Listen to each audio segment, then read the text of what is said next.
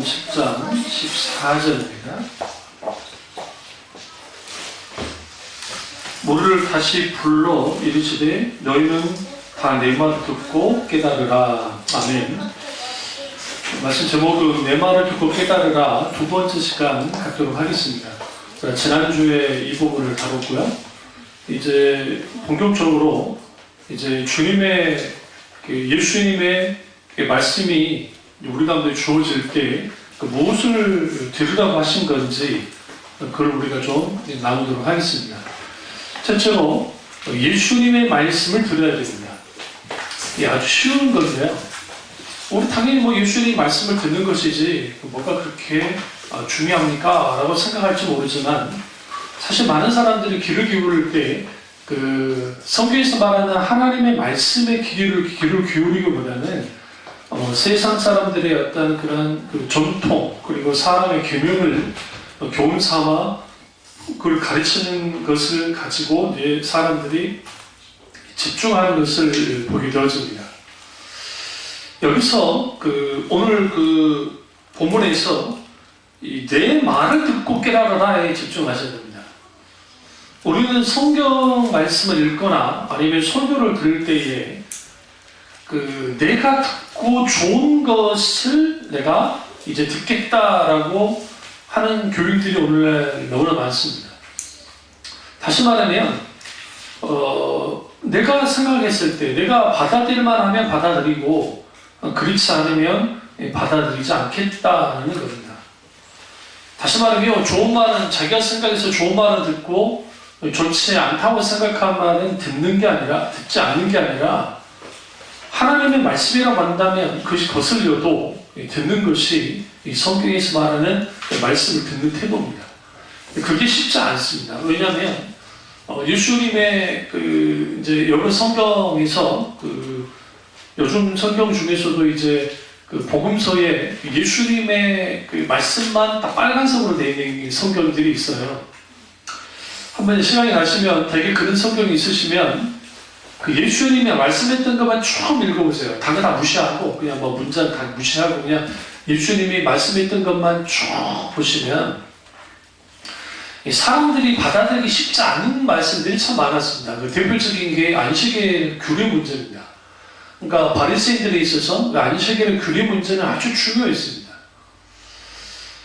이 부분은 뭘 의미하냐면 그들에게 있어서의 안식일은 신앙의 바로미터야. 안식을 지키느냐 지키지 않느냐에 따라서 그들의 신앙이 인정을 받느냐 인정받지 못하느냐 그들의 신앙이 좋으냐 나쁘냐가 결정됐습니다. 그래서 안식일을 지키지 않으면 그 시대에는 돌로 쳐 죽였어요. 사람들이. 그만큼 아주 굉장히 그들의 안식일을 중요시했습니다. 근데 예수님께서 안식일에 뭘 하셨냐면 병든 자를 고치는 거야. 안식일날 일하지 말라 그랬잖아요. 그것을 이제 바리새인들은 어떻게 했냐면 안식일에는 어떠한 일도 하면 안 된다라고 생각했습니다. 그래서 멀리까지 걸어가는 것도 다 금지했어요. 제가 어렸을 때 그러니까 저희가 초등학생 때 기억이 나는 게 목사님이 지금 현재 우리 원로 목사님 많으시고 원래 우리 지금 돌아가신 원로 목사님 계셨는데 그 원로 목사님 늘 설교 가운데 또 교회 학교 선생님들도 주일날에는 사면 안 되고 그러니까 간식이라든지 아니면 어떤 가게 가면 안 되고 그리고 버스 타고 돌아다니도 안 된다라는 그렇게 가르쳤어요. 버스 타고. 왜 그러냐면 주일은 온전히 이제 하나님께만 드려야 된다라고 생각했기 때문에 그렇습니다. 그러니까 주일날에 오락하는 것은 불가능해요. 오락 행사한다는 것은. 요즘 이제 교회들 주일날 체육대회 하잖아요. 근데 우리 때는 그런 게 불가능해요. 교회들 체육대회를 언제 하냐면 이제 공휴일이에요. 공휴일. 그러니까 예를 들어 빨간 날 있잖아요. 빨간 날 있으면 그때 한번 교회들이 이제 시간을 잡아서 이제 체육대회를 하거나 이제 그렇게 합니다. 절대로 주일날 외부로 나가거나 그리고 주일날 어떤 운동회를 하거나 그런 일들은 불가능했던 게 그 시대입니다. 왜 그러냐면 주일에 오락을 하면 안 된다라고 생각했기 때문에요. 그런 의미에서 예수님 시대의 바리새인들에게 있어서 안식일은 신앙의 핵심입니다. 다 율법 규례도 중요하지만, 근데 예수님이 그걸 철저하게 깨부시긴 하겠어요. 그러시면서 안식일은 누구를 위해서 있다고 했어요, 성경에. 예수님께서 사람을 위해서 있다라고 했었어요. 이게 굉장히 중요합니다. 안식일은 사람을 위해서 있는 것이다. 그런데 나는, 예수님은 안식일의 도주인이다 그랬어요. 성경 자세히 보세요. 안식일의 주인이 아니라 나는 안식일의 도주인이다 라는 표현을 써요. 이 도라는 표현이 아주 중요해요. 예수님은 모든 날의 주인이시지만 하나님은 모든 날의 주인이신데, 그들이 구별하고 안식일을 아주 소중히 여기지만 그 소중히 여기는 그 안식일이 사람이 안식일을 위해서 있는 것이 아니라 안식일이 사람을 위해서 있고, 그 안식일의 주인은 누구다? 예수입니다. 안식일에도 주입니다. 그리고 난 다음에 주님이 뭐를 하셨느냐? 안식일날 병든 자를 고쳐버립니다. 부분 앞에서.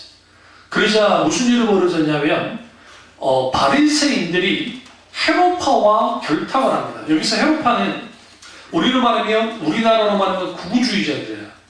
그러니까 보수주의자들. 이 사람들은 일제시대로 말하면 일제 앞잡이와 똑같습니다. 그 헤롯파는 누구와 짝짝이 맞았냐면 로마와 짝짝이 맞았던 사람들입니다. 그 헤롯파와 그리고 바리새파가 융합됩니다. 이게 있을 수 없는 거예요. 왜 있을 수 없냐면 바리새파와 헤롯파는 그 원수지간이에요, 비슷하게. 근데 예수님을 죽이는 일에 있어서는 하나가 됐어요. 이게 아주 재밌는 일입니다. 더 재밌는 게 헤롯 안티파토와, 그러니까 이제 대헤롯이라고 부르는 그 아들입니다. 갈릴리 지역을 통치하는 헤롯 안티파토와 유대의 총독 빌라도는 원수입니다. 거의 원수지간입니다. 그런데 그들이 예수님을 죽일 때 결합됩니다. 재밌습니다. 그런 걸 보면 얼마나 사탄이 예수님을 죽이려고 혈안되는지 알 수 있는데, 여기서 무슨 말씀을 드리려고 하냐면 예수님이 안식일을 건드는 것은 뭘 건드는 거였냐면 사실 그 시대의 모든 정체성, 이데올로기, 가치관, 세계관, 신앙관, 모든 것을 건드려버린 거예요. 만약에 예수님께서 안식일날 기적을 베풀지 않으셨으면요, 적어도 상당수의 바리새파가 예수님께로 붙었을 겁니다. 진짜로. 그럼 왜 예수님이 그걸 깨보셨느냐? 마가복음 7장 7절로 보세요. 사람의 계명으로 교훈을 삼아 가르치니 나를 헛되이 경배하는도다 하였느니라. 이사야 29장 13절 말씀을 예수님이 인용합니다. 그러면서 8절에 너희가 하나님의 계명을 버리고 사람의 전통을 뭐하느니라? 지키느니라. 또 이르시되 너희가 너희 전통을 지키려고 하나님의 계명을 잘 저버리는 도다라고 좀 말씀하셨어요. 그러면 여러분, 안식일은 어떤 의미를 갖고 있느냐? 여러분, 성경에서 안식일이 처음 등장하는 성경이 어디예요? 왜 갑자기 침묵하세요? 어디예요? 창세기, 제네시스, 창세기. 창세기에서 하나님께서 천지만물을 창조하시고 창세기 2장에 안식일을 제정합니다. 그럼 그 안식일을 제정했을 때 주님이 7째 날에 안식함으로 뭐 있더라? 창조의 모든 사역이 완성된 거예요. 실제로 하나님께서 6일째 되는 날에 모든 창조를 마쳤어요. 인간 창조로. 그러나 7일째 되는 날에 주님이 안식하시면서 그 안식하심을 통해서 뭐 하느냐? 완성이 돼요, 창조가. 그래서 구약에서의 창조, 그러니까 안식일은 어떤 의미를 갖고 있냐면 창조 기념일이에요. 하나님께서 창조하신 기념일이고, 그리고 그 창조하신 하나님, 그 창조주 하나님께 영광 드리고 감사하고 경배하는 날이 언제냐? 그러니까 안식일이에요. 주일이 아니라 안식일이에요. 마땅히 안식일날 하나님께 경배해야 돼요. 우리가 성지순례 가가지고 많은 여행객들이 굉장히 황당할 때가 있는데, 그게 뭐냐면 금요일날은 무슬림들 안식일이라 문을 닫아버려요, 상가들이. 응? 그 다음에 토요일 저녁까지 또 누가 닫느냐? 유대인들이 닫아버려요. 그리고 또 하나는 주일날 누가 닫아요? 크리스천들이 상가를 닫아버려요. 무슨 일 아시죠? 물론 이제 닫으면 자기들 열긴 하지만 보세요. 3일 동안 우리가 어디 거기에 유대인 지고 그 다음에 크리스천 지고 그 다음에 유대인 그러니까 무슬림 지구를 가는데 이스라엘 예루살렘 마을이 그렇게 크지 않아요. 그러니까 뭐 사방파방 해봤자 1km 사방으로 하면 1몇 킬로밖에 안 돼요. 쭉 보면 그렇게 크지 않지만 그 안에 이제 아주 독특한 것이 많이 들어왔기 때문에 그러는데, 그러니까 이제 무슬림이 제일 먼저 그들의 안식일을 지키고, 그러니까 거기 가면 볼 게 없는 거예요. 문 닫아 버리니까. 독일에서 공부하시던 우리 은사 교수님이 하셨던 말이, 이제 그때 젊을 때니까 총각으로 가가지고 갔는데 기숙사에서 잘 지내고 있다가 딱 주일이 되니까 모든 상가 문이 닫아버리는 거예요. 황당했대요. 난 좀 뭐 좀 사고 필요한 게 있었는데 나가보니까 아무도 문 열지 않는 거예요. 그게 전통이 이제 주일을 지키는 전통이 유럽에 있었기 때문에 지금도 유럽에 여행을 가다가 주일 되면 많이 상가들이 문을 닫습니다. 그것 때문에 이제 경제를 좀 일으키기 때문에 프랑스라든지 그리고 독일에서 이제 일요일에도 그대로 일요일이니까 일요일에도 상가를 열자는 캠페인을 하긴 하지만 아직도 전통상 주일날 문을 열지 않아요. 그리고 예수님이 안식일을 깨부셨어요.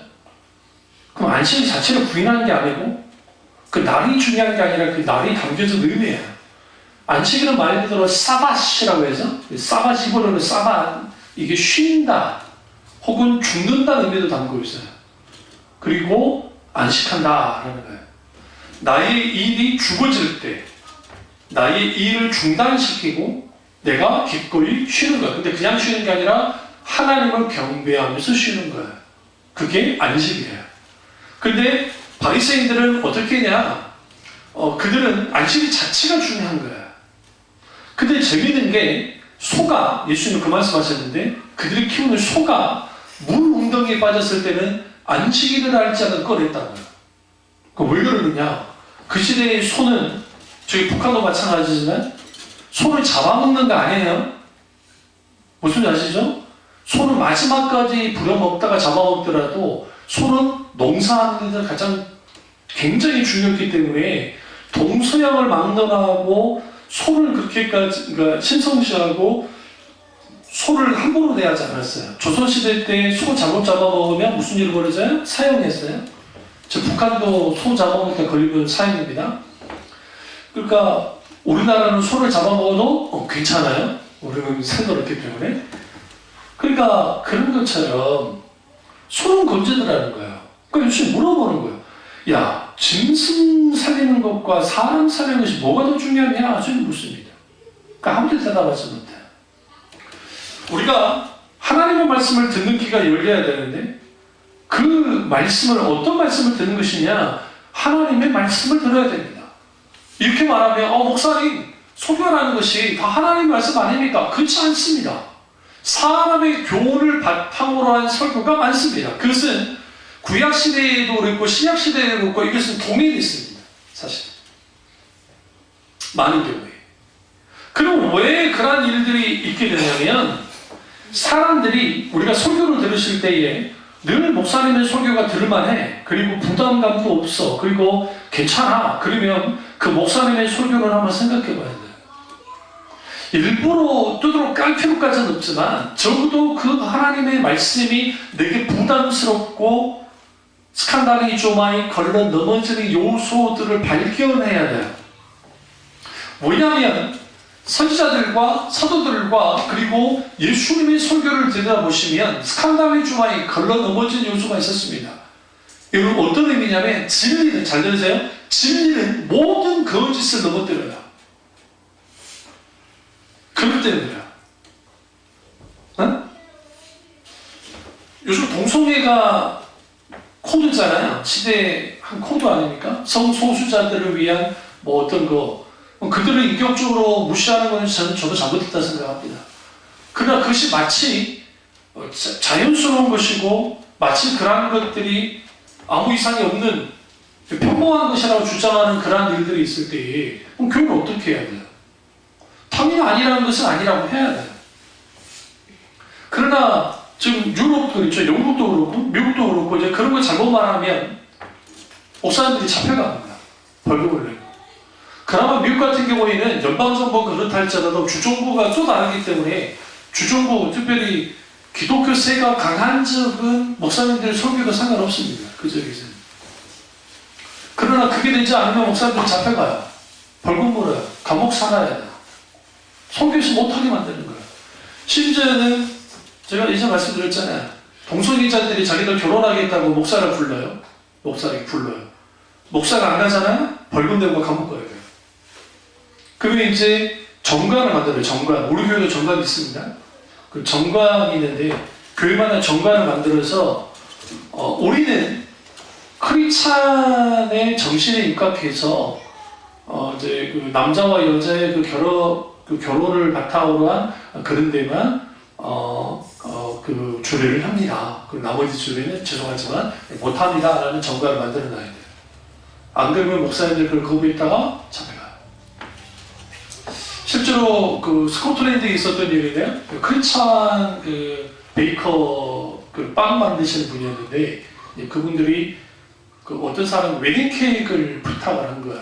웨딩 케이크를 부탁했는데 그게 뭐냐면 동성애 커플인데 그게 웨딩 케이크를 해달라고 후회한 거예요. 그러니까 이제 이분이 미안하지만 못 만들겠다. 그러니까 다른 곳에 가서 해라. 그렇게 이제 한 거죠. 그러니까 이 사람들이 고발을 했어요. 고소 고발을 했어요. 거기에 엄청난 시간을 했습니다. 그분 가게에 접었는데 결국 판결은 누구 편을 들어줬냐면 그 빵집 그분을 들어주긴 했지만 이제 와서 앞에서 시위도 하고 막 그 난리를 친 거예요. 그래서 왜 그러냐 할 때 그분이 그랬던 거예요. 그분이 신실한 크리스찬이야. 내가 하나님을 믿는 사람이고 내가 돈을 버는 목적은 단순히 먹고 살기 위함이 아니라 내가 하나님께 영광을 위한 그러한 그 삶을 사는데 내가 왜 그 동성애자들이 그 위한 케이크를 내가 왜 만들어야 되냐라는 거예요. 나는 그런 거 쉽지 않다. 그리고 누구도 나한테 그걸 강요하지 말라는 거예요.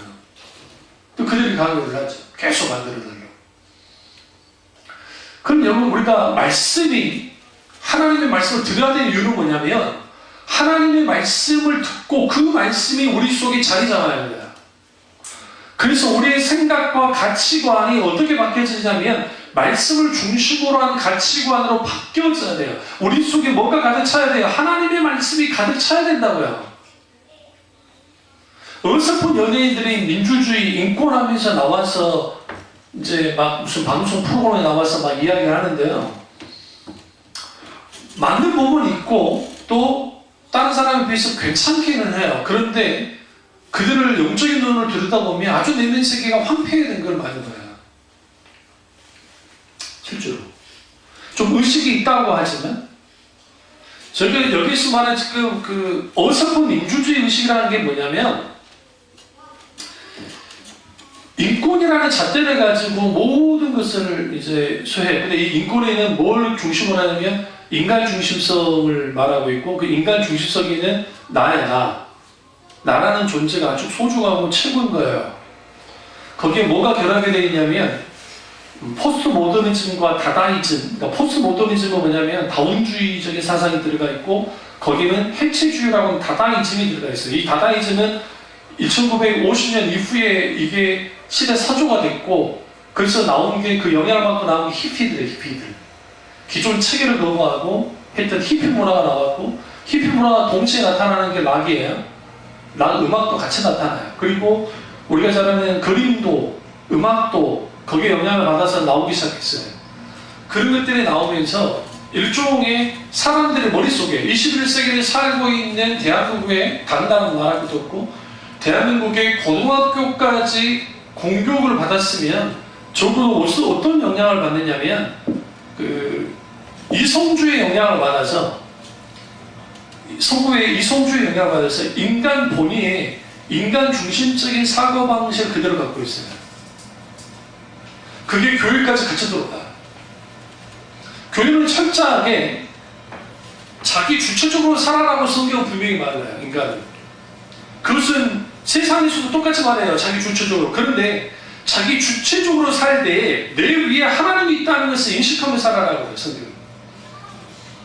다시 말하면 하나님 안에서 자기 주체적으로 살아야 돼요. 그런데 세상은 내가 주인 되어가지고 내 마음대로 살아라고 하는 거예요. 바리새인들이 그와 똑같아요. 이데올로기에 잡혀있는 거예요. 이번에 강원도 산불 많이 났잖아요. 예수 아빠 이제 좀 갑자기 걱정이 돼서, 왜냐면 총동을 하다시피 했으니까 국가에서 그 덕에 큰 불을 잡았지만, 그러면 불을 다 끄고 났더니 아무개 야당 큰 정당에서 황아무개 씨 때문에 그걸 다 진압했다고 그랬다며. 모르세요? 이거 난리가 났었는데.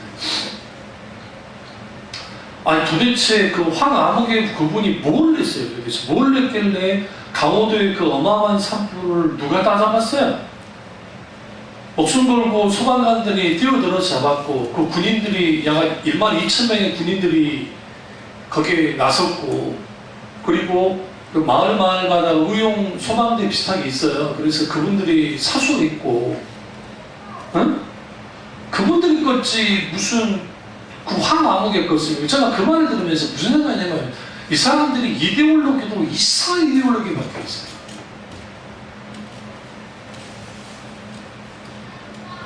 우리 신앙도 그럴 수 있어요. 우리 신앙은.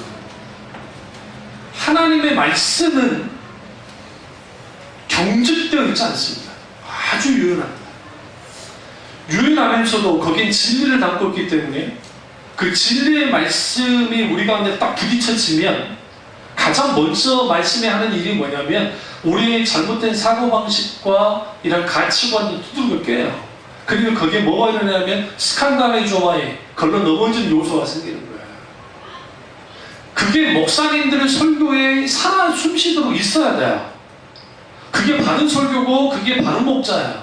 근데 그런 요소가 사라져버리면 무슨 일이 벌어지냐면 늘 그냥 받을만해, 들을만해, 괜찮아. 거부감도 없어.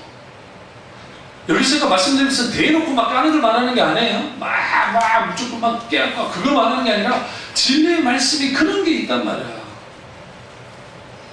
그러니까 예수님이 내 말을 들으라 할 때는 내 말이 거슬리더라 할지라도 내 말이 너희와 맞지 않다 할지라도 너희는 내 말을 들어야 돼 라고 말씀하십니다.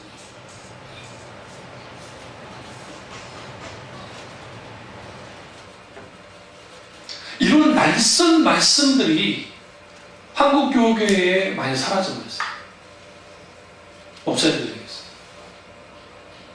이게 서글퍼지는 거예요. 서글퍼지는 거예요.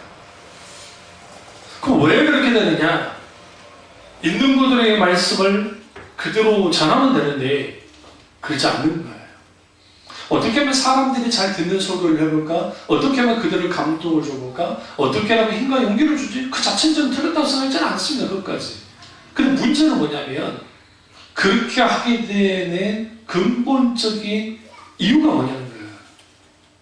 그들이 이면에서 뭔가 있다는 거예요. 그래서 결국은 사람을 기쁘게 하는 거예요. 그래야 사람들이 많이 모이고 그래야 헌금도 잘하고 그래야 충성봉사도 잘할 거니까. 예수님은 그런 설교하지 않았어요. 여러분 댁에 가셔서 분명히 말씀드리지만 복음서를 쭉 읽어보세요. 예수님은 설교만. 예수님은 사람들에게 설교 말씀하실 때 기분에 따라 하신 게 아니라 그 십자가의 복음, 하나님의 말씀, 하나님 나라의 복음을 있는 그대로 계속 선포하십니다. 때로는 유쾌한 일도 있었어요. 사람들은 유쾌해졌습니다. 왜냐하면 막 비유 속에서 막 재밌고 때는 재밌는 요소도 있고 위로도 되고 예수님의 가르침이 바리새인과 서기관의 가르침과 다르다 할 만큼의 강력한 말씀의 능력을 경험하기도 했습니다. 그러나 아무리 그것을 경험했다 할지라도 그게 그 말씀이 내 신비에 바뀌지 않으면 내 마음에 맡기지 않으면 그 말씀이 내게 어떤 영향도 끼치지 못해요. 듣고 좋을 뿐이지. 두 번째로 듣고 깨달은 내용은 사람을 더럽히는 게 뭐냐고 주님 말씀하시는 거예요. 그러니까 말씀을 듣고 깨닫는 그 내용이 뭐냐, 사람을 더럽히는 게 뭐냐고 주께서 말씀하셨습니다. 예수님이 듣고 깨달아야 했던 내용이 뭔가를 좀 볼 필요가 있습니다. 이야기 시작은 이래요. 제자 중에 몇 사람이 손을 씻지 않고 음식을 먹었습니다. 이것을 보고 바리새인과 그다음 유대인들이 문제를 삼았습니다. 그리고 예수님께 그러니까 예수님 그걸 보고 외식하는 자들이 꾸짖으셨죠. 그 유럽에 흑사병이 엄청나게 본 적이 있습니다. 그래가지고 유럽 인구의 3분의 1이 죽었어요. 근데 이상하게 유대인들이 안 죽는 거야. 이상하게. 그러니까 유대인들이 이상하게 안 죽으니까 그 당시 그 유럽 사람 무슨 생각이냐면 이 유대인들이 독을 탔다고 생각해가지고 이제 그때가 아마 1000몇 년경인데요. 이 유대인들 학살을 했어요. 그러니까 우리는 유대인 학살을 소위 말하는 히틀러만 했다고 생각하면 그렇지 않고요. 역사적으로 학살한 경우가 굉장히 많아요. 근데 왜 학살했느냐? 이것도 이상하게 흑사병이 돌지도 않고 흑사병이 또 누군가 발병을 했어도 그게 잘 옮지도 않아요. 왜 그런가? 후대 학자들이 쭉 들여다보니까 손을 씻는 규례 때문에 정결리. 유대인들은 밥을 먹든 뭘 하든 손 씻어요. 오자마자 손 씻어요. 아시죠? 그러니까 페니실린이 나오기 전에 유럽의 의사들이 얼마만큼 무지했냐면 산모가 왔는데 산모 제왕절개에서 산모 이제 배를 갈라서 애를 낳게 하는 것도 있었는데 그때 이제 막 병이 막 돌았어요. 그 전염병들이. 이 의사가 손을 안 씻는 거예요. 메스 그대로 되는 거예요. 그러니까 이 산모 죽고 그다음에 또 다른 산모 오면 또 죽고 또 없고 이번에 저기 지방에 홍역 의사 선생님한테 올랐다며요. 의사 선생님이 그걸 좀 등한시해가지고 다 올라버렸다며요. 그건 똑같은 일을 벌어지는 거예요. 근데 그 당시 사람은 무슨 생각이냐면 목욕을 하면 몸이 더 뭐해질 거라 생각했어요? 병균이 올 거라 생각을 하는 거예요. 막연한 두려움 속에서. 오히려 목욕을 해야 병균이 침투를 안 하는 거예요. 그러니까 그런 것들을 통해서 옮기는 거예요. 옮기고 이후에 그것에 대해서 독일의 의사 한 분이 이제 자기 학습을 전했다가 정신병으로 몰려서 그냥 비참하게 죽습니다. 이후에 페니실린을 발견했던 그 누굽니까? 이름 까먹었는데 그분 때 와서 세균이 뭔지를 알게 되고 후에 이제 우리 병원 의사 선생님들 메소드 갈 때 막 소독 하잖아요. 그게 이제 근대에 들어와서 그런 거예요. 현대에 들어와서 그런 일들을 하는 거죠. 그러니까 여기 이 정결례가 아주 중요했어요. 유대인들에게서는. 예수님 그 말씀 하시는 거예요. 그들은 그렇게 정결례를 한다는 거죠. 손 씻지 않았다고 해서 그렇게 먹었다고 해서 더러운 놈들 하면서 하니까 마가복음 7장 15절과 16절을 보세요. 마가복음 7장 15절과 16절 보시면 뭐든지 밖에서 사람들에게로 들어가는 것은 능히 사람을 더럽게 하지 못하되 사람 안에서 나오는 것이 사람을 더럽게 하는 것이니라 하시고, 여기서 사람 안에서 나오는 게 뭐냐라는 거예요. 그것은 21절 보세요. 속에서 곧 사람의 마음에서 나오는 것은 악한 생각, 곧 음란과 도둑질과 살인과 간음과 탐욕과 악독과 속임과 음탕과 질투와 비방과 교만과 우매함이니 이 모든 악에서 다 속에서 나와 사람을 마느니라 더럽게 하느니라. 사람의 마음에서 나오는 것이 더럽다는 거예요. 모든 악의 위치가 어디 있어요? 사람의 마음에 있다고요. 우리는 법업지도 사과 같은 사람들 있잖아요. 아주 착한 사람들. 그럼 그 사람들이 정말 그 내면 세계까지 다 착할까? 그럴 수도 있겠지만 모든 인간은 타락한 본성을 갖고 있기 때문에 마음에 수많은 것들이 있어요. 솔직히.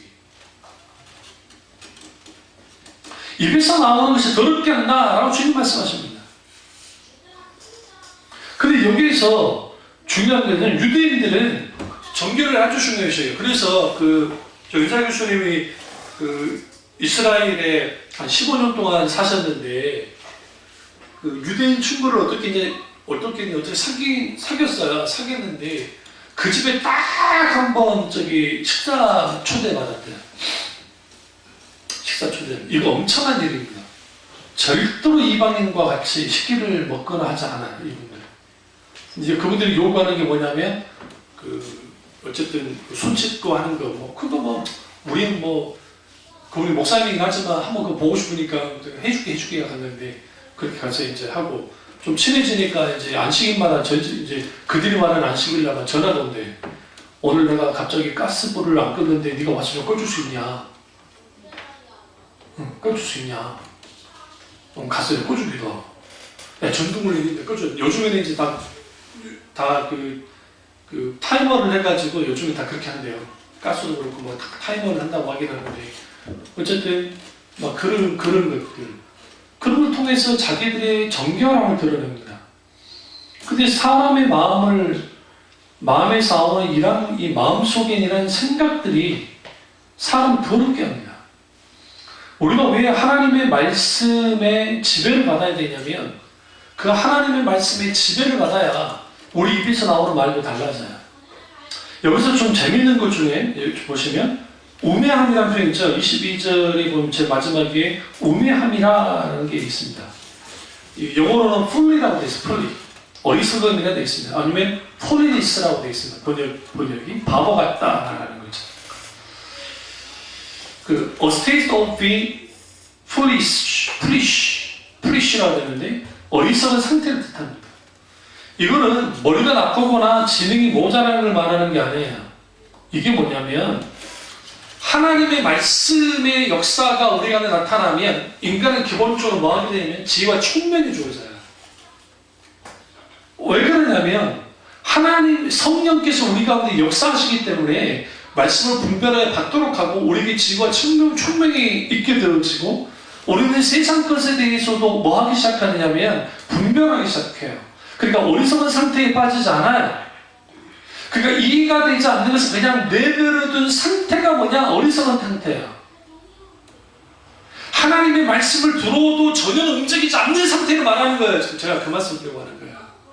하나님의 말씀이 이해가 되지 않아요. 들려지지 않아요. 이게 바보 같은 상태에 있는 거예요. 당연히 하나님 나라에 그런 관심도 없어집니다. 이걸 좀 더 풀이하면 영적으로 아둔한 상태예요. 아둔한 상태. 그러니까 다윗이 이 사울을 피해서 막 돌아다니다가 이제 그에게 막 세력이 생겼잖아요. 이제 사람들이 붙고해서 이제 세력이 생겼습니다. 그러다가 나발의 양을 치는 밖에서 양을 치니까 그걸 만나게 됐습니다. 근데 시키지도 않았는데 다윗이 자기의 부하를 통해서 나발의 양들을 이제 함부로 상하지 않게 하고 오히려 보호하게 했어요. 이걸 좀 이해하시려면 그 시대의 문화를 알아야 되는데 다윗은 우리로부터 약 30년 전의 사람입니다. 여러분 3000년 전의 사람이니까 우리나라에 3000년 전에 누가 있었어요? 우리는요. 역사로 들어가 보면 고종이? 아니 단군이에요. 단군까지 가야 돼요. 단군까지 가야 된다. 그러니까 그 시대에 다윗이 막 들판에나 막 그런 데서 막 이제 하고 있는 그걸 보고 있다는 건 뭐냐면 그 시대에는 흔하게 양들을 약탈하는 일이 쉽게 일어났어요. 그러니까 힘센 놈들이 와가지고 막 약탈하는 거예요. 근데 나발의 양들이 막 다니는데 그걸 보고 오히려 보여주면서 이제 그 집까지 보러 왔는데 그때 나발의 한 짓이 뭡니까? 아주 모욕을 줬습니다. 누구에게까지 모욕을 줬냐면 다윗에게까지. 그러니까 다윗이 그 소리를 듣고 끌고 가서 다 죽여버렸어요. 그러다 후에 이제 다윗의 아내가 되는 사람이 있는데 그 사람 이름이 참 생각이 안 나는데 어쨌든 그가 빨리 음식을 만들어가지고 대접하면서 막 씁니다. 그리고 이제 다윗이 죽이려 했던 말을 듣고 나발이 이제 충격받아가지고 그 자리에서 죽어버려요. 심장마비로. 성경에 거기 넘어져서 죽은 사람 두 사람 있습니다. 응? 그 나발하고 우리가 잘 아는 엘리 넘어져서 죽어버렸죠. 여러분 엘리가 죽을 때 언제 죽었어요? 어떻게 죽었어요? 보셔야 돼요. 엘리가 죽었을 때 이 두 아들이 죽었습니다 할 때 놀라서 죽지 않았어요. 이게 굉장히 중요합니다. 그러니까 당신의 두 아들이 죽었습니다. 엄청난 충격이잖아요. 여러분 내 자식이 죽었는데 그 어마어마한 충격이죠. 근데 언제 그가 넘어 죽어버렸냐면 그 소리를 들었어요. 근데 하나님의 법궤를 빼앗겠습니다 할 때 넘어 죽어버렸어요. 엄청난 충격이에요. 엘리 무시하면 안 된다고 그러세요. 내가 그 말씀 드리려고 하는 거예요. 엘리야라는 사람이 영적으로 우매한 사람이긴 하지만 그가 처음부터 그런 사람은 아니에요. 적어도 하나님의 음성을 분별했던 사람이고, 그러나 그가 후에 갈수록 신앙이 번전에서 벗어나 잘못된 길을 가긴 했지만 그에게서 소중한 것은 두 자식보다도 뭐였어요? 어떤 면에서는 하나님이다. 하나님. 근데 그는 그렇게 죽어버렸어요. 나발이 이렇게 죽어버립니다. 그때 나발의 뜻이 이런 거예요. 그래요. 어리석은 자예요. 어리석은 자. 멍청이. 바보. 우리가 왜 하나님의 말씀을 드려야 되냐, 주님의 말씀을 드려야 되느냐, 주님의 말씀을 드려야 우매함에서 벗어나요. 오늘날 말씀을 몰라도 너무 몰라요. 오늘날 교인들이 너무할 정도로. 그러니까 그 합동대학원대학교 그 이순구 교수님이 그 어떤 그 글을 써놓으신 거 보셨는데 참 동감한 게, 한국교회 다시 교회 설교가 다시 되어져야 된다. 그리고 강의 설교와 함께 그렇게 돼야 한국교회 교인들이 살아갈 거다. 저는 100% 동감해요. 온통 설교가 다 어디를 향하냐면 현세적 삶이 다 한게 있어요.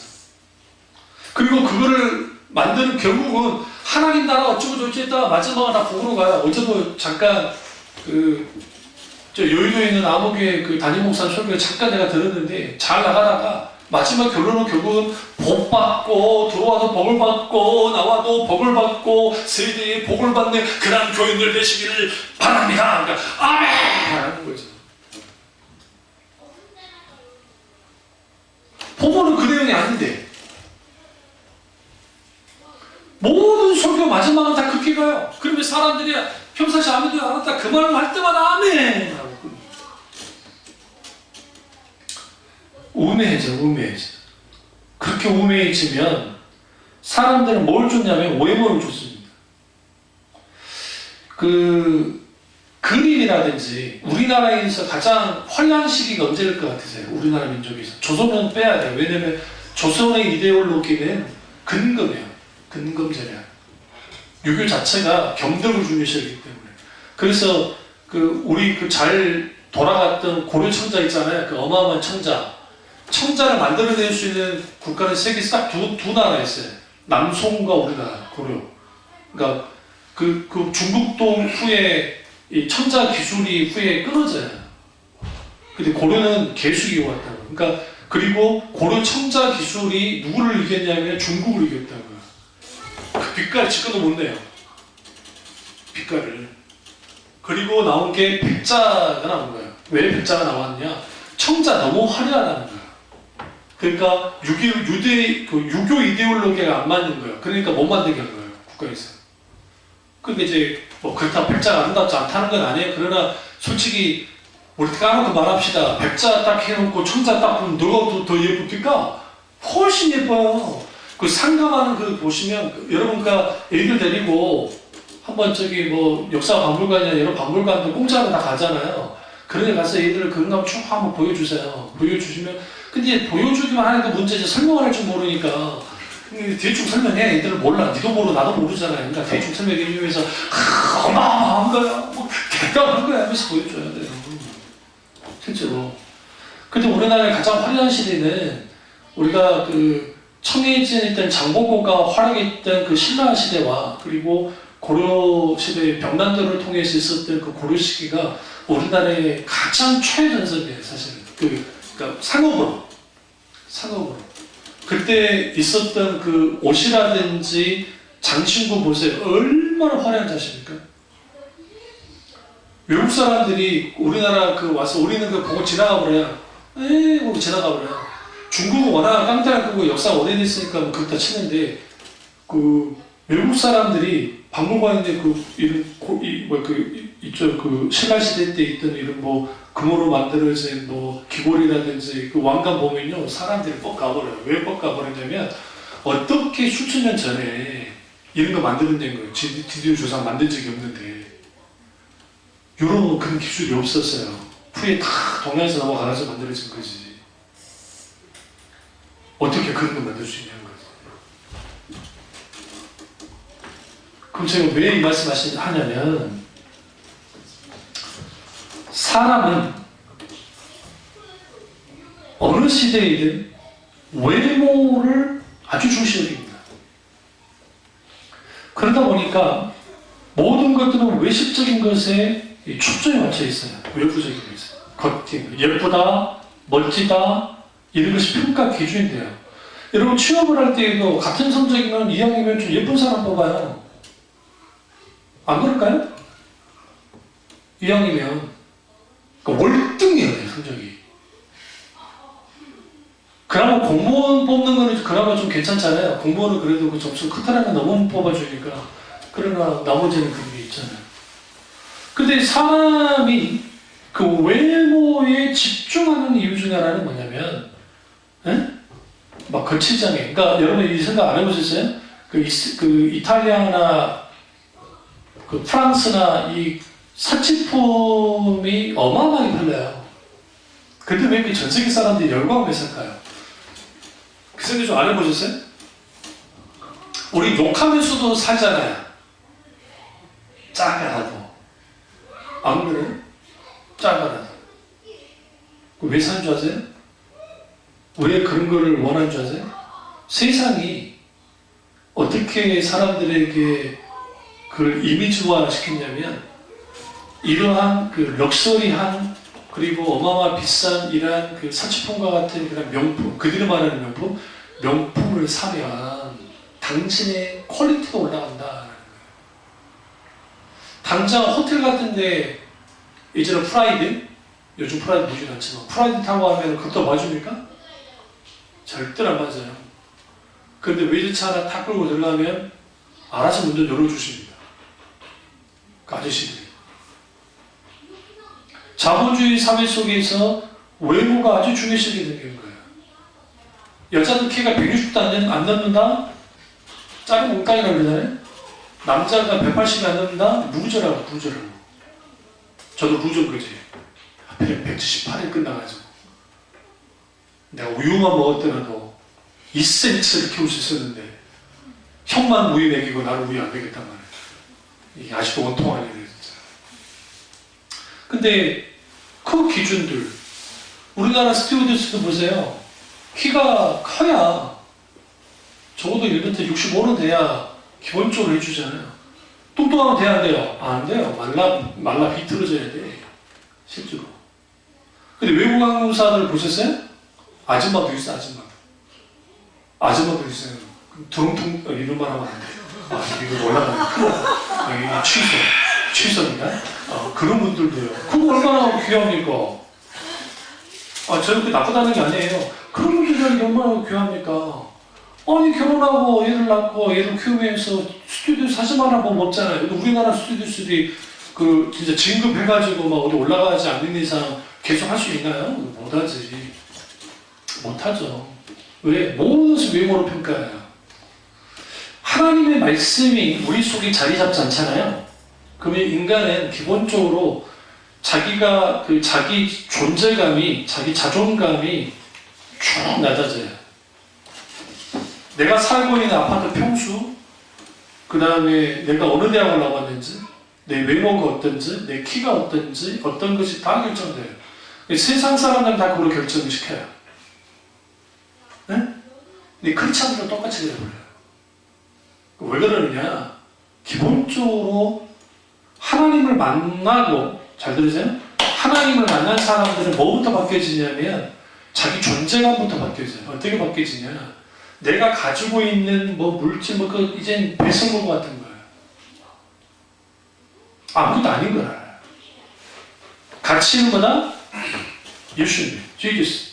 예수님이 나의 최상의 가치이고 그 최상의 가치인 예수님이 나와 함께하니까 교회라는 거예요. 어떤 교회를 봤는데 찌질해지기 가난한데 행복한 가정과 부자인데 막장 가정에 대한 글을 살짝 누가 썼던데 실제로 그런 게 있습니다. 여러분 돈이 없으면 더 싸울 확률은 높습니다. 돈 때문에. 그런데 돈이 많아서 쌩까는 경우도 많습니다. 서로 간에 쌩까입니다. 여러분 우리 집이 여러분 살고 있는 집이 너무 커가지고 각 방마다 안 그래도 우리 애들이 우리 말고요 아이들이 방에 들어서 나오지 않는 반에 각 방에 TV까지 있고 다 갖춰다 생각해보세요. 절대로 방 안 나옵니다. 밥도 배달해 드려야 돼. 똑똑똑 드십시오 해야 돼. 가족들이 모여서 식사할 시간도 없어요. 어느 가정이 그래가지고 결단해버렸다잖아요. 아버지가 TV 다 없애버리고 심지어는 문짝 다 뜯어버리고 문까지 이러면 안 되겠다. 그러니까 외모를 취하는 일은 이 세상에 그래서 유행을 하는 걸 만들어내는데 그 유행을 따라가는 사람 치고 영적으로 괜찮은 사람이 없어요. 그렇다 유행을 아예 무시하자는 건 아니에요. 그럼에도 불구하고 크리스찬은 하나님 그 성경에 어떻게 옷을 입고 다니라는 것까지 분명히 말하잖아요. 아담하게 덕이 되는 선에서 입고 다니라는 표현을 쓰고 그리고 우리가 어떤 것을 할 때에 그러니까 여러분 주눅들 필요가 없는 게 나보다 좋은 직장 다니고 무슨 돈을 많이 벌고 또 어떤 대학을 나고 크게 내가 주눅들고 있는 거 뭐가 있어요 도대체. 그래도 우리는 미리 주눅 들어요. 왜? 세상은 설과시키고 그런 거라고 하니까. 그럼 하나님 앞에 딱 서봅시다. 잘난 사람하고 못난 사람이 딱 섰을 때 하나님 얼굴 니 좋은 대학 나왔네. 그래 인정해 줍니까? 그렇지 않아요. 하나님은 뭐 하시느냐? 그 사람이 믿는 겁니다. 그래서 우리 속에는 뭐가 가득해야 되냐면 말씀의 자리가 가득해야 돼요. 머릿속에서 하나님의 말씀이 튀어나와야 돼요. 그 말씀의 가치관을 가져가야 돼요. 그래서 어디를 여행 가서 어떤 불교의 유적을 볼 수도 있고 아름다운 자연경관을 볼 수 있고 또 사람 냄새가 나는 어떤 시장 같은 데 가서 막 사람을 그거 할 수도 있고 그리고 또 맛있는 음식도 먹거나 아니면 로컬 식당 그 사람들 있는 그 지역에 있는 사람들과 조금씩 올리면서 보면서 거기서 뭘 느끼냐면 다양 속에서 하나님을 만드신 세계가 이렇게 돌아가고 있고 그리고 하나님을 믿지 않는 사람들 어떻게 살고 있는지도 보면서 내가 내 신앙에 자각을 하면서 그걸 그러니까 인생을 해석해 나가고 삶을 해석하고 그리고 내가 어떻게 살아야 될지 내가 누구인지 내가 무엇을 할지 그리고 마지막 내가 나라는 존재가 어떤 존재인지를 내가 알아가는 이 모든 것들은 신앙 안에 있고 말씀에 있어요. 사실은 굳이 인문학 강좌 듣지 않아도 크리스찬들은 하나님을 만나면 그 문제는 해결돼요. 우리는 이미 해답을 가지고 출발해요. 신앙에. 세상 종교는 해답을 찾아나가고 우리는 이미 해결됐고 해답도 받았어요. 그런데 문제는 뭐냐면 영혼이 황폐해져서 왜 영혼이 황폐해져요? 하나님의 말씀을 듣지 않거든요. 너희는 내 말을 들으라 그리고 깨달으라 하는 게 왜 못 깨닫습니까?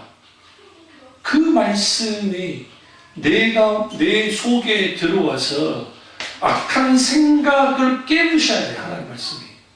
그 대표적인 우매함들을 foolish 상태인 것을 딱 깨부셔야 돼요. 이 말씀 끝내겠습니다. 제가 중학교 2학년 때까지 바보소리를 들었습니다. 교회는 누나들이 나는 교회 갔어도 별로 크게 말하지 않고 친구들이랑 많이 떨고 놀았지 조용히 있던 스타일이고 뭘 해도 대답도 잘 안 하고 그러니까 누나들 바보, 형들도 바보 했다고요. 실제로 공부를 하나도 안 했으니까 그때까지 제가 단 한 번도 책을 읽은 적이 없고 그리고 공부도 한 번도 한 적도 없고 그래도 걱정은 돼서 벼락치기 내고 막 그러긴 했고 하긴 했지만 그래도 근데 중2 때 하나님을 만나고 난 다음에 인격자신 하나님을 만나고 성경 말씀을 읽으면서 완전히 달라졌어요. 불과 100일 만에 안수국이라는 존재가 확 바뀌었어요. 확 바뀌었어요. 그 우둔한 머릿속에 뭘 놓고 기도했냐. 하나님 솔로몬 같은 지혜가 되겠어요. 레브소메야. 들을 길을 열어주세요. 그 솔로몬이 구한 기도는 그 지혜는 우리가 생각하는 호크마나 소피아가 아니고 그게 아니고 레브소메야. 레브소메야란 말이면 들을 길. 듣고 그것에 대해서 해석하고 받아들일 수 있는 길을 열어달라. 하나님은 놀랍게 그렇게 하기 시작했어요. 가장 먼저 일어나는 게 설교가 들리기 시작했어요. 그러니까 전도단 설교, 목사님 설교가 들리기 시작했고 그 말씀이 들어오기 시작했고 말씀을 읽기 시작했고 그 말씀이 이해되기 시작했고 그러더니 거기에 성령의 강력한 역사가 내게 나타나기 시작하면서 놀라운 성령의 기본과 임재와 살아서 역사하신 하나님을 만나기 시작했어요. 그리고 세상을 보는 눈이 달라졌고요. 저 같은 경우 그래서 요수에서 태어난 얼마나 감사하냐면 그 좋은 환경 속에서 공해 하나도 없죠. 요청만 빼놓고 공해 하나도 없죠. 그리고 지금처럼 막 큰 건물이 있을 때가 아니니까 어딜 나가도 다 하늘에 보여요. 그리고 비가 내리고 난 다음에 흘러온 구름 있잖아요. 그 구름은 작은 언덕 가운데 올라가도 아름답게 잖아요. 그리고 태풍이 한번 지나고 난 다음에 그 구름은 뭐라 표현할 수 없는 그 청량함 속에 있는 그 어마어마한 구름들 먹잖아요. 그게 또 여러분은 막 어디 놀러 가가지고 예전에 뭐 어디 갔는데 물안개 같은 게 껴가지고 막 그랬다 그거 있잖아요. 그럼 우리는 비일비일 일어나는 거예요. 근데 여러분 바닷가에 바람 별로 불지 않을 때 이 쫙 밀려오는 그 안개 아세요? 물안개? 이게 딱 들어오면 이게 온몸을 샥 스치우잖아요. 거기서 쭉 앉아있으면 사람을요 아주 고퀄리티로 만들어줘요. 뭔지 아시죠? 그래서 저 같은 경우 어디 여행을 갔을 때 뭐 데이지 않은 환경 같은 데 가서 막 그런 거다 별로 관심 없는 게 어릴 때 너무나 많이 느껴버렸어요. 그때 하나님 은혜가 너무 감사해서 그 은혜 가운데 볼 수 있는 눈들이 열렸기 때문에 그래서 우리에게 필요한 게 뭐야? 너희는 내 말을 듣고 깨달으라. 우리 말씀을 들어야 돼. 그리고 뭐가 필요해요? 훈련이 필요해요. 이번 주간에 수요일과 금요일에 하나님이 참 많이 만지셨는데 설교도 그렇고 꼭 집에 가서 이번 주 월요일날 설교 올라가니까요. 그 설교를 한번 쭉 한번 들어보세요. 정말 귀한 하나님의 말씀들이 있는데 늘 말씀을 사랑하시고 말씀을 귀를 기울이고 깨닫는 그 은혜가 있기를 주님의 이름으로 축원합니다. 기도하겠습니다.